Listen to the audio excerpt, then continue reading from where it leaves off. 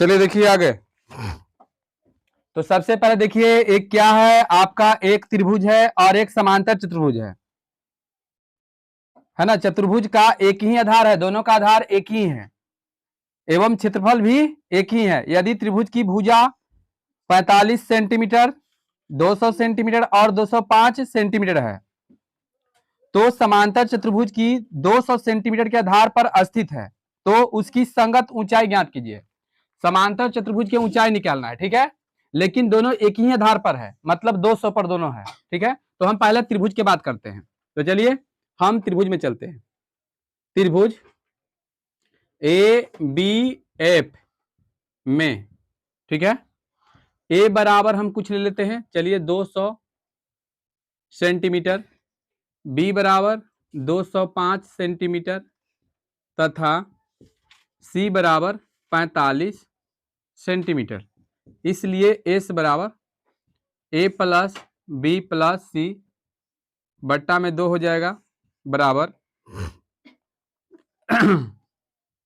200 plus 205 plus 45 बटे 2, जोड़ेंगे 2 2 4, 450 बटे 2, 2 दूनी 4, 2 दूनी 4, 2 5 10, 225 सेंटीमीटर मेरा एस आ गया, ठीक है। अब देखिए यहां पर क्या करना है, हीरोन सूत्र से निकालना है। हीरोन सूत्र से, हीरोन सूत्र से यहां पर छोड़ दीजिए, दिखाई दे रहा है ना। हीरोन सूत्र से यहां से बनाते हैं। हीरोन त्रिभुज, त्रिभुज ए बी एफ का क्षेत्रफल तो हो जाएगा S into S minus A into S minus B into S minus C पूरा के रूट हो जाएगा, बराबर। तो यहाँ पर एस आपका हो जाएगा 225 इंटू 225 माइनस 200 और 225 माइनस 205, 200 माइनस 45, एक मिनट, 225 ना, 225 माइनस 45। चलिए ठीक है आगे बढ़ते हैं। और यहाँ 225 गुने घटाएंगे 25 आएगा, 225 में से घटा देंगे 205 तो 20 आएगा, और यहाँ पर 45 घटाएंगे तो 0, 0 12 में से 4 जाएगा 8, और चलिए 180 हो जाएगा। आगे बढ़ते हैं। चलिए 225 के हम कर देंगे गुना में, गुणनखंड में, तो 3 गुने 5 और गुने 3 गुने 5 और फिर 5 गुने 5, यहाँ करेंगे 2 गुने 2 गुने 5 और 180 के गुणनखंड निकाल दीजिए। 2 9 18, 2 से 45, 3 का 3, 3 5 15, ऐसे, यानी कि 2 गुने 2 गुने 3 गुने 3 गुने 5।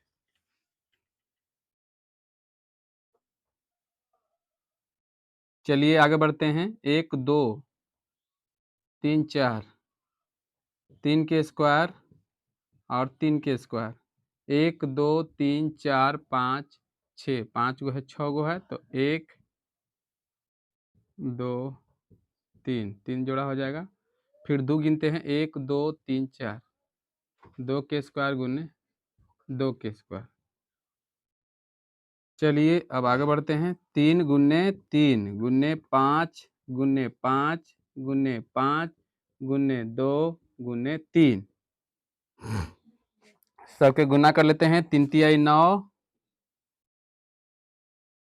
तो यहाँ मान के चलिए 2 दूनी 4, ये 20 हो गया, 5 25, 25 75, 75 में 3 से 5 आई 15, 7 21, 1 22, 5 आई 15 थी, 5 आई 15, 7 21, 1 22, 225, यानी 3 तिहाई 9, 9 45, क्या है यहाँ 25, 25, 75 में 3 से 5 15, 7 21, 1 22 हो गया। और ये हो जाएगा 2 दूनी 4, 20 हो जाएगा, तब 20 में गुना कर दो, तो सीधा सीधी 2 से गुना कर देते हैं। 5 दूनी 10, 5 दूनी 10, 2 दूनी 4, 1 5, 2 दूनी 4, 4500, 4500 आपका सेंटीमीटर स्क्वायर आया। इसका मतलब ये हुआ कि ये जो समांतर चतुर्भुज दिया हुआ है, समांतर चतुर्भुज के भी, है ना, समांतर चतुर्भुज के भी क्षेत्रफल आपका कितना है, तो 4500 ही है। तो लिखते हैं यहाँ पर कि अतः त्रिभुज का क्षेत्रफल बराबर समांतर चतुर्भुज का क्षेत्रफल, यानी क्वेश्चन में दोनों का क्षेत्रफल बराबर दिले है, मतलब दोनों के 4500 सेंटीमीटर स्क्वायर होगा। ठीक है, अब यहां पर देखते हैं कि जब यहां पर लिखेंगे कि समांतर चतुर्भुज का क्षेत्रफल, समांतर चतुर्भुज का क्षेत्रफल आपका दिया हुआ है 4500 सेंटीमीटर स्क्वायर। ठीक है, इसलिए है ना, आपका निकालना क्या है, तो ऊंचाई निकालना है। ठीक है, तो ऊंचाई निकालना है, तो हम सबसे पहले क्षेत्रफल पर ही इसका बैठाते हैं। तो डायरेक्ट यहाँ क्षेत्रफल निकाल दीजिए कि होता है क्या, तो क्षेत्रफल तो खाली दिया हुआ है, ऐसे इसका कितना होना चाहिए, 400,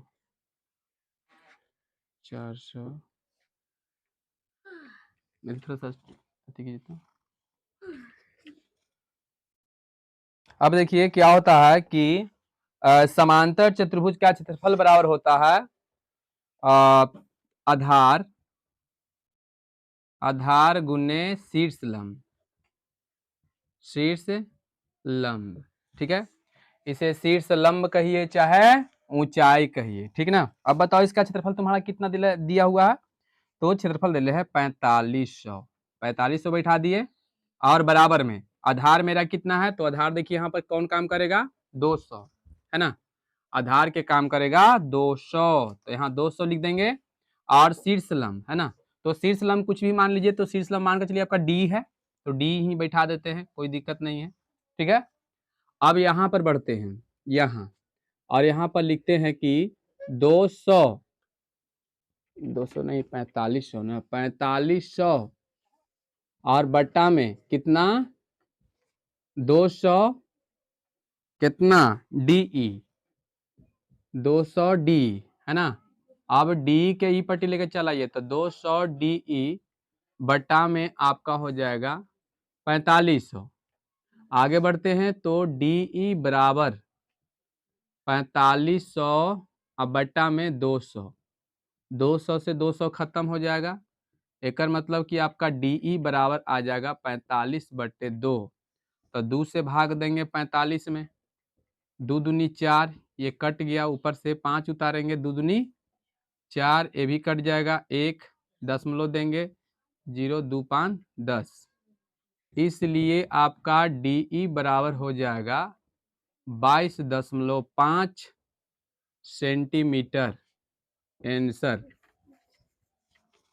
चलिए ये तो बन गया। नेक्स्ट क्वेश्चन देखते हैं। आगे है एक त्रिभुज और एक आयत का एक ही आधार है। देखिए एक त्रिभुज है, कैसे एक समांतर चतुर्भुज था, तो यहां पर भी वही है, एक त्रिभुज और एक आयत का एक ही आधार है और क्षेत्रफल भी एक ही है। यदि त्रिभुज की भुजा 25 मीटर, 39 मीटर और 56 मीटर हो तथा आयत 39 मीटर के आधार पर स्थित हो तो उसकी अन्य भुजाएं ज्ञात कीजिए। तो चलिए हम आयत पहले आपको चित्र बनाते हैं। ये मेरा बी क्वेश्चन होगा, ठीक है ना। ये जो था ए था और ये मेरा बी है। तो चलिए हम बी के यहाँ सोल्व लिखते हैं और यहाँ चित्र एक बनाते हैं। तो चलिए एक चित्र बना लेते हैं, ठीक है ना।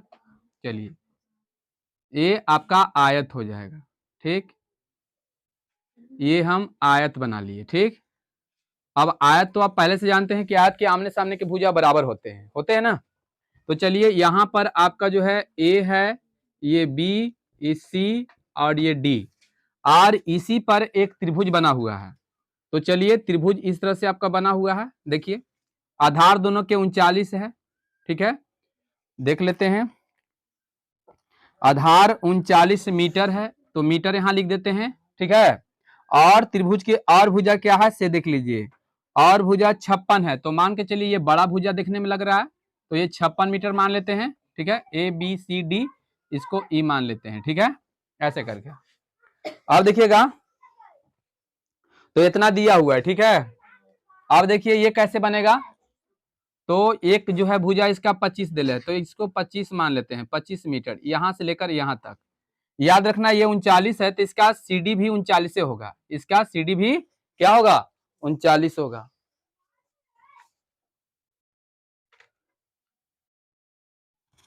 देखिए ये जो है आपका, ये यहां से ऐसे हम करते हैं, ये आपका त्रिभुज है, ठीक है ना, ये त्रिभुज है, ठीक। और ये ब्लू वाला क्या है आपका, तो आयत है। तब बताइए यहाँ 39 है, तो बताइए ये भी आपका 39 से होगा ना, क्योंकि आयत के तो आमने सामने के भुजा क्या होते हैं, बराबर होते हैं। तो चलिए यहां तक तो हो गया। तो आपको निकालना है ये वाला, एडी कहिए चाहे बीसी कहिए, ठीक है ना, यही ना अन्य भुजा कह रहा है। आयत के तो जानवे करते हो कि प्रत्येक कोण 90 डिग्री का होता है, तो एक मतलब कि ऊंचाई के ही काम करेगा, कौन का काम करेगा, ऊंचाई का काम करेगा।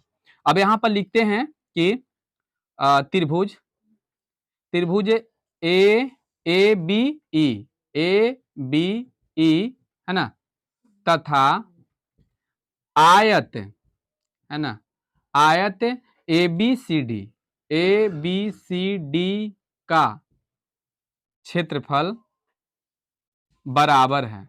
ये पहले लिख देते हैं, बराबर है। ऐसे लिख भी सकते हैं चाहे नहीं भी लिख सकते हैं, कोई दिक्कत नहीं है। अब हम चलते हैं कि त्रिभुज ए बी ई में, ए बी ई में, तो चलिए ए बराबर हम कुछ मान लेते हैं इसका। तो चलिए ए बराबर मान लीजिए 39 मीटर है, बी बराबर 56 मीटर है, बी बराबर 56 मीटर है, तथा सी बराबर 25 मीटर है। क्लियर यहां तक। अब बताइए क्या निकालना है, तो इसलिए आपको ए से निकाल लेना है। तो ए प्लस बी प्लस सी अब बट्टा में 2, ठीक है, इतना लिख लेगा। एक मतलब कि आपका जो है ए कितना है, तो ए 39 है और बी 56 है और ये 25 है और बट्टा में 2, ये सब के हम जोड़ेंगे, दिखाई पड़ रहा है ना।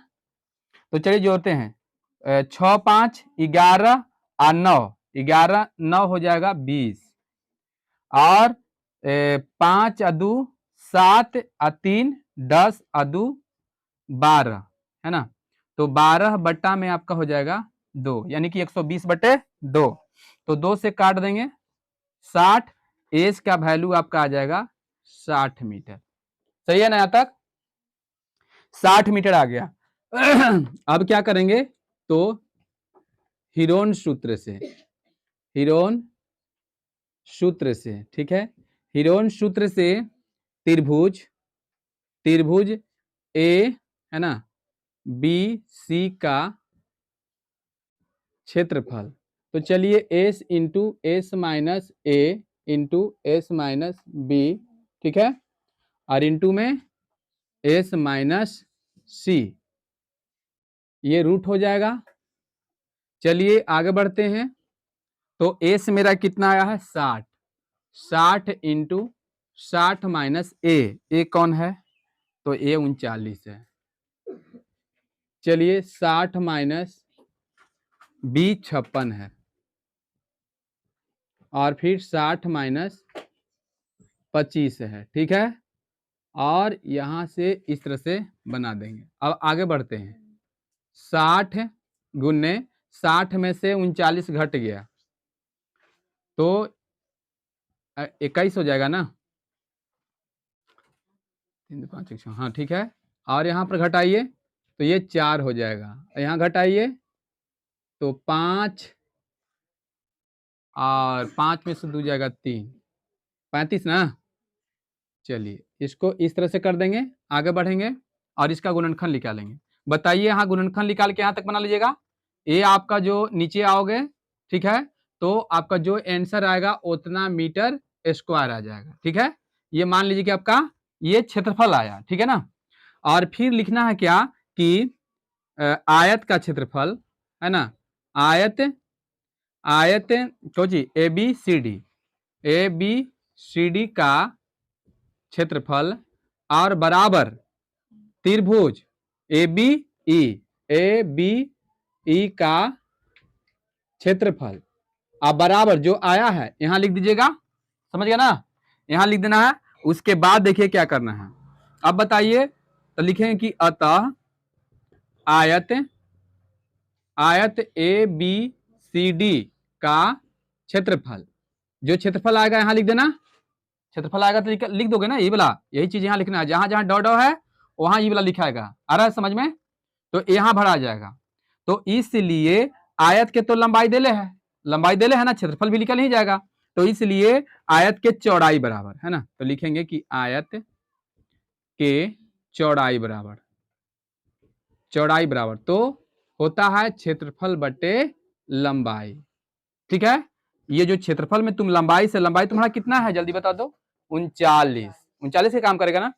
तो यदि तुम 39 से जो आपका क्षेत्रफल आएगा, क्षेत्रफल को यहाँ दे देना है और नीचे 39 दे देना है। सब तो हम लिख दिए। ये जो आपका आंसर आएगा इतना मीटर, ये आंसर हो जाएगा। यहाँ जो आएगा वो ये आंसर हो जाएगा। हाँ काट कूट के। तो बोलिए ये बात समझ में आया सबको कि बन जाएगा? ये दिक्कत है कुछ? बन जाएगा ना। चलिए।